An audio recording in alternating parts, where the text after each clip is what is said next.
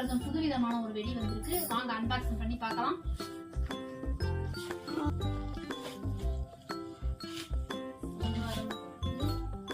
இதோட பாக்ஸோட லென்த்தே பாருங்க, ரொம்ப லாங்கா இருக்கு. முருகனோட ஆயுதமா நம்மளுக்கு வேல் வந்திருக்கு. வாங்க வீடியோக்குள்ள போய் பார்க்கலாம் அது எப்படி வெடிக்கும்.